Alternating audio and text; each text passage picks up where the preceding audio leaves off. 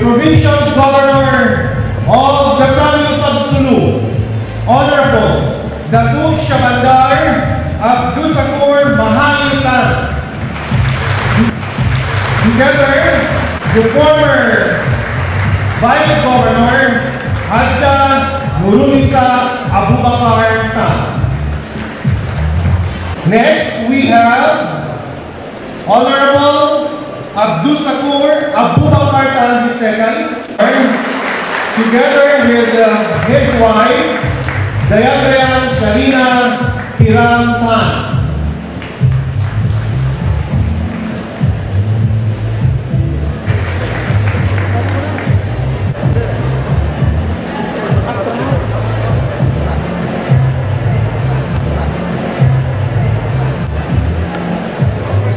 Representing the Kusum, Honorable Hadja Tan Ayudini. We also have Honorable Muhammad Mustafa Urahan, Mayor at Tahir Municipality. Honorable Asri S. Talib, Mayor Municipality of Pangutaran.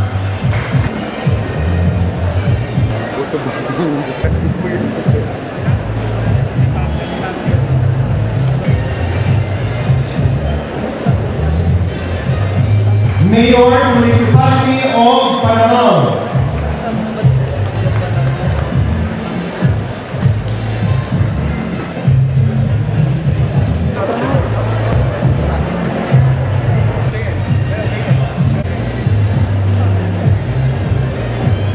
Honorable Abdusakur C. Burahan.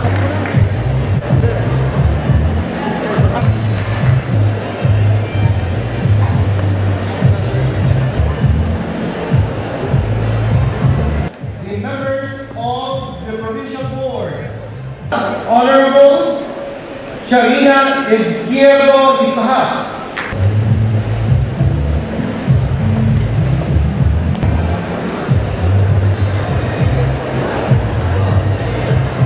And my dear friends, we have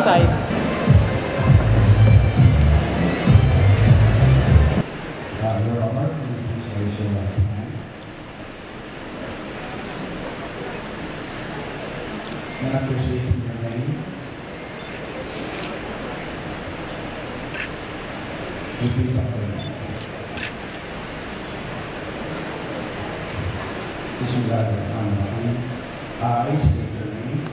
I, Shirley Tan Tapot, Of my home Sulu, of my home Sulu, having been duly elected having been duly elected as Kusum Kausum Party List Representative, as Kusum Kausum Party List Representative, do hereby solemnly swear do solemnly swear that I will uphold and defend the Constitution, that I will uphold and defend the Constitution, that I will bear true faith and allegiance to it, that I will bear true faith and allegiance to it, obey the laws, legal orders, and be pleased promulgated by duly constituted authorities, obey the laws, legal orders, and decrees promulgated by the duly constituted authorities, will well and faithfully discharge to the best of my abilities will well and faithfully discharge to the best of my ability the duties of the office upon which I am about to enter,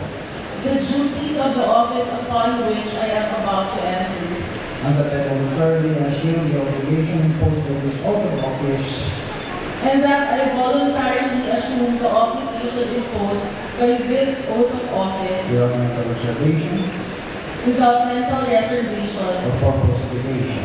or purpose of So evasion. help me God. So help me God. Congratulations.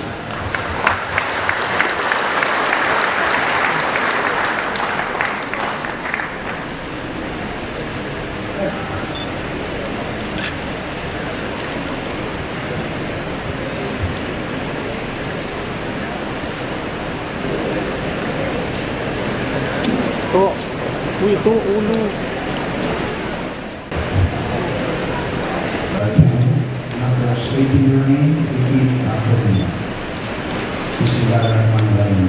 I Bismillahirrahmanirrahim. I, sa Mayor ng Kawartaan, Sulu, having been duly elected as as member of the House of Representatives, member of the House of Representatives, representing the First Congressional District of Sulu, the First Congressional District of Sulu, do solemnly swear do solemnly swear that I will uphold and defend the Constitution, that I will uphold and defend the Constitution, that I will bear true faith and allegiance to it, that I will bear true faith and allegiance to it, obey the laws, legal orders, and decrees promulgated by competent authorities, and decrees promulgated by the duly constituted authorities, will well and faithfully discharge to the best of my ability will well and faithfully discharge to the best of my ability the duties of the office upon which I am about to enter, the duties of the office upon which I am about to enter, and that I will entirely assume the obligation imposed by this oath of office and that I voluntarily assume the obligation imposed by this oath of office without mental reservation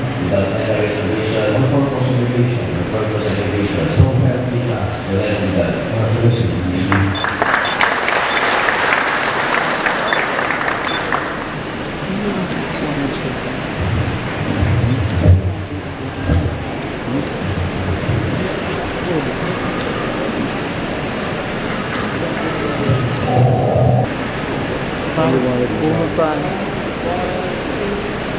France.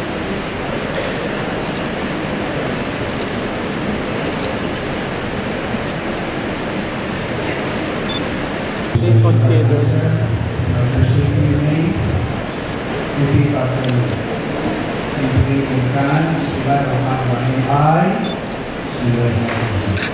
I, Abdusakur, Mahail, An, Sulu, having been duly elected as provincial governor, having been duly elected as provincial governor, do solemnly swear do solemnly swear that I will uphold and defend the Constitution, that I will uphold and defend the Constitution, that I will bear true faith and allegiance to it, that I will bear true faith and allegiance to it, obey the laws, legal orders, and decrees promulgated by duly constituted authorities, obey the laws, legal orders, and decrees promulgated by the duly constituted authorities, will well and faithfully discharge to the best of my ability will well and faithfully discharge to the best of my ability the duties of the office upon which I am about to enter, the duties of the office upon which I am about to enter, and that I will voluntarily assume the obligation imposed by the sort of office and that I will voluntarily assume the obligations imposed by the oath of office without mental reservation without mental reservation or purpose of evasion. or purpose of evasion. So help me God. Congratulations. Thank you.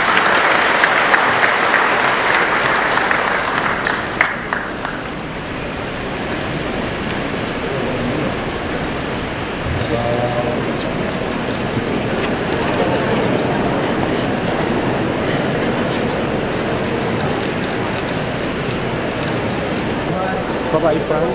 France, bilis, France. Yung ulo mo, France. Ulo mo, France.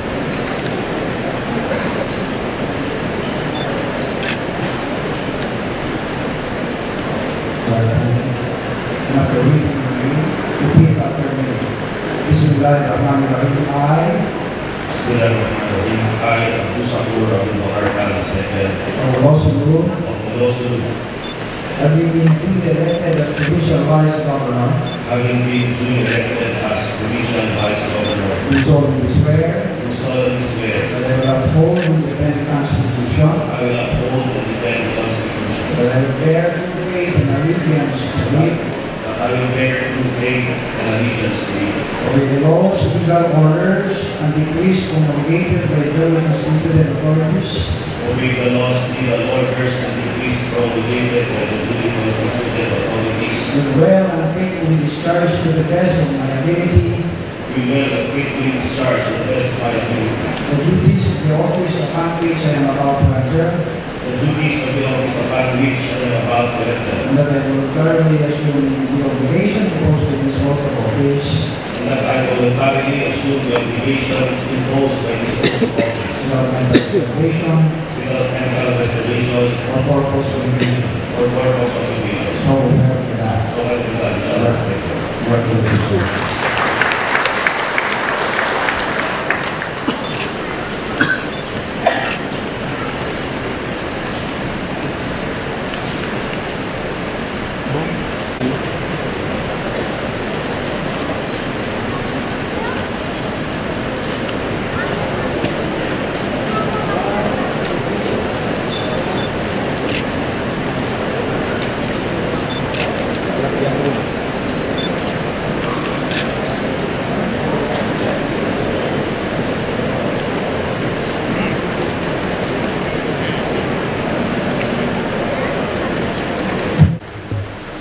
I stand before you today, humbled by your continued trust and mindful of the new mandate you have entrusted me and the rest of my team.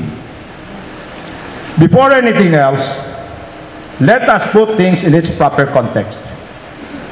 In election posters and posts in the social media, they always say that this time is my second comeback.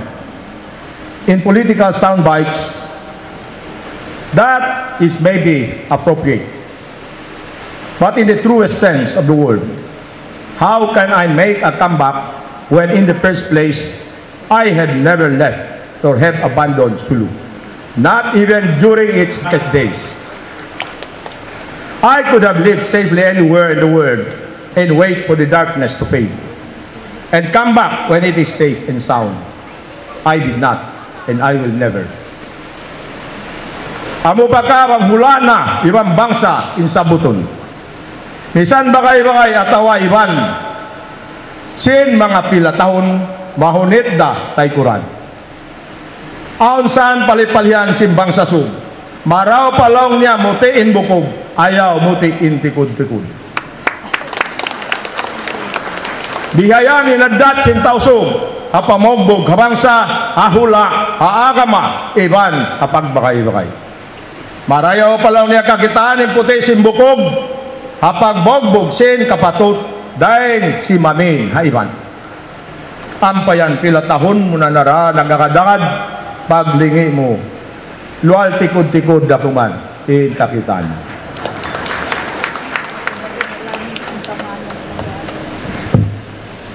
Despite the gloomy picture concocted by bashers and cynics about Sulu, it will never fade into oblivion, nor will the Bangsasug vanish from the face of the earth, inshallah. In the annals of history, we have risen from the ashes of destruction many times over. Our forefathers suffered defeats from stronger enemies, but as a people, we picked ourselves up and rebuilt our lives piece by piece. It took us a while longer than it should, but we managed. With the same spirit and tenacity that had served, and our forebears were, well, in their exploits. On this day, as we took our oaths of office, we also come to proclaim an end to the pettiness of the campaign period, the animosity and the divisiveness that such period created between politically passionate and opposing sides. That season has ended and had come to pass. The real victors in the recent exercise are the people whose choice we all must accept and respect.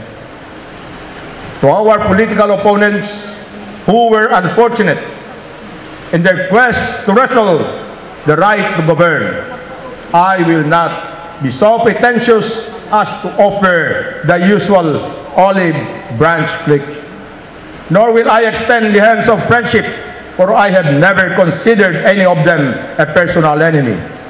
We are adversaries only within the confines of the political arena. To the Bangsasug in general, let us be wary of ideas and ideologies that are founded on false promises and false hopes, even though they are appealing to sentiments and emotions.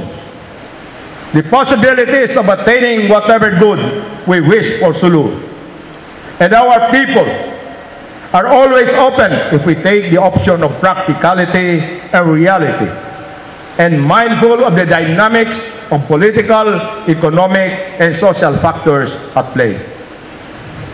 We must remember as an example that there were two revolutionary movements who had lofty ideals of freedom and self-determination, only to end up with agreements subsuming to the Philippine Constitution. Possibilities should not reside only in the imaginations or as ideas and philosophies, but should have legs and feet for them to have life and to walk the talk. It eluded the imagination of everyone that one day America was once divided by race issue. elected to the White House, the first colored American in its history. In his inaugural speech, President Barack Obama said, and I quote, "Our journey has never been one of shortcuts or settling for less. It has not been the path for the faint-hearted, for those who prefer leisure over work, or seek only the pleasures or riches and fame. Rather, it has been the risk-takers, the doers, the makers of things, some celebrated, but more often, men and women obscure in their labor, who have carried us up the long, rugged path towards prosperity and freedom." Unquote. To the Bangsasug, I dedicate this quote. Do not wallow in despair or continue to dream of our glorious past. We cannot carve our future on tombstones. It is up to us, the living, the risk-takers, the doers, and the makers of things, to strive and pursue the possible.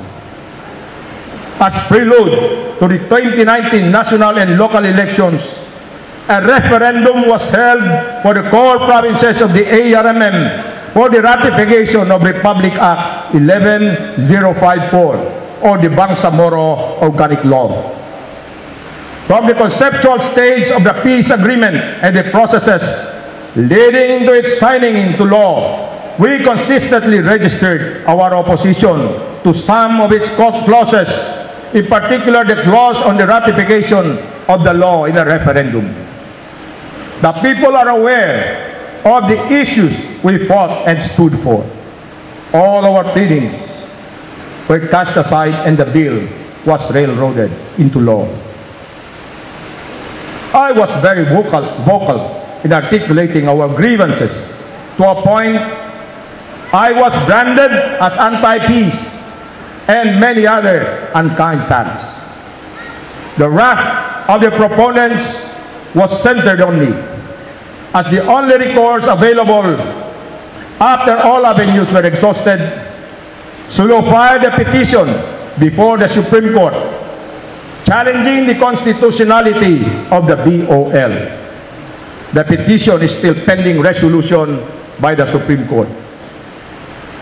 The armchair pundits and the cynics were quick to jump the gun and opine that my stance on the BOL spelled the end of my political career.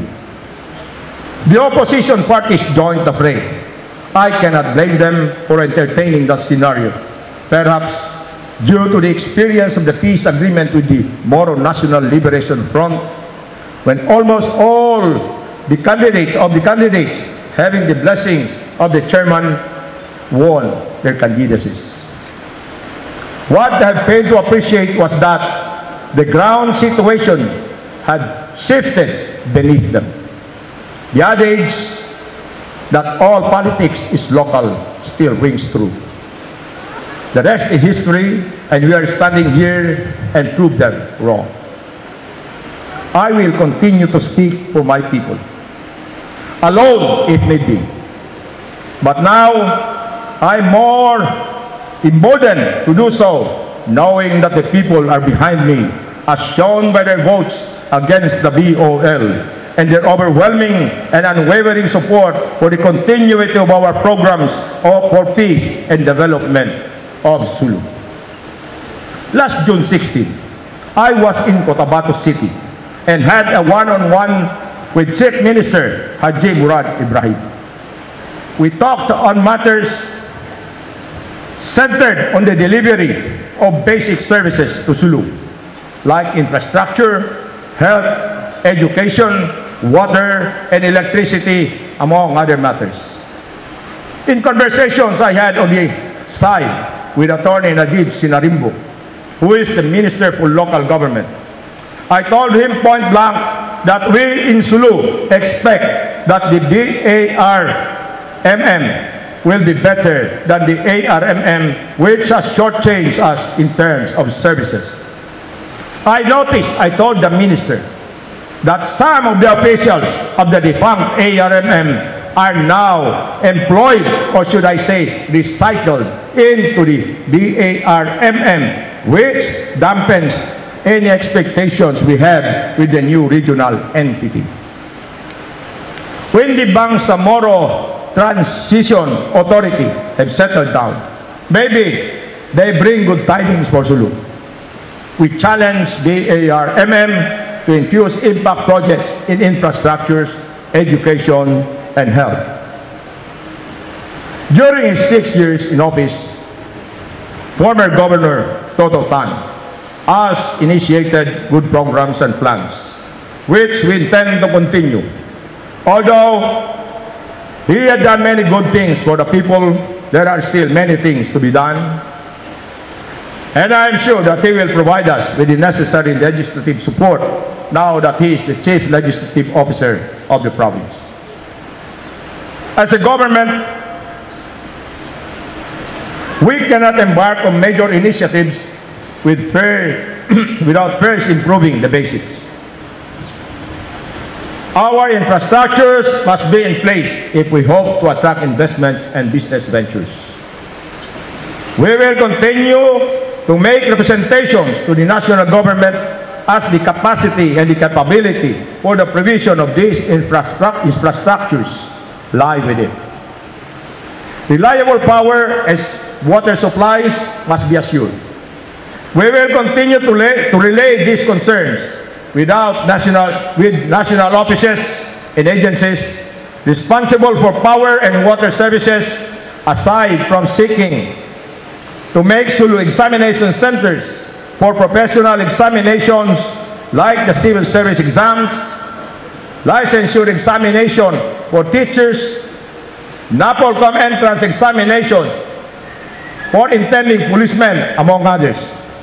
We will pursue our standing request for opening satellite offices or even just a desk for passport applications and also for issuances of driver's license. This administration will continue to safeguard the welfare of women and children through the Sulu Provincial Women's Council. We hope to have an arrangement where the Council can support us in the delivery of social services to the marginalized sectors. We will cling to the belief that the hope of tomorrow lies with the youth of today. There is no reason why they should not be better than our generation. They have access to the technology where they can command information at the touch of their fingers, a luxury which were not available during our time. They should utilize these gadgets and apparatus to better themselves and their communities. Peace and security remains a common concern. Sulu and other parts of the region are still feeling the residues of war and insurgencies of the past. Military firepower alone will not solve this problem. Past insurgencies have ended in negotiations and peace agreements, not in the theaters of war. The local government and the community are in the front line of any eventualities in their areas of responsibilities, and rightly so. They have to partner with the security sector in the spirit of shared responsibilities. The war against criminalities, under whatever names and guises, is everyone's concern. Former President Richard Nixon says, and I quote, "What has to be done by government and people together, or it will not be done at all." The lessons of past agony, that without the people, we can do nothing. With the people, we can do everything. Unquote. May the Almighty continue to keep Sulu in His grace and mercy. Thank you. Wassalamualaikum warahmatullahi ta'ala wabarakatuh.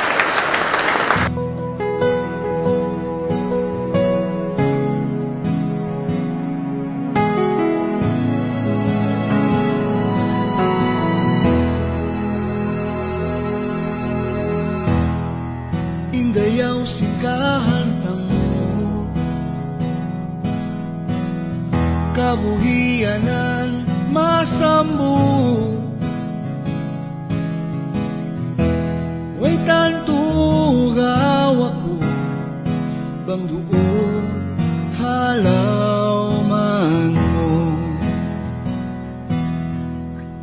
Mataod na impyag lihanan, tunda kay mo di manang. Isang pakain pabing na ibayang lupaso, di takaw kalupa.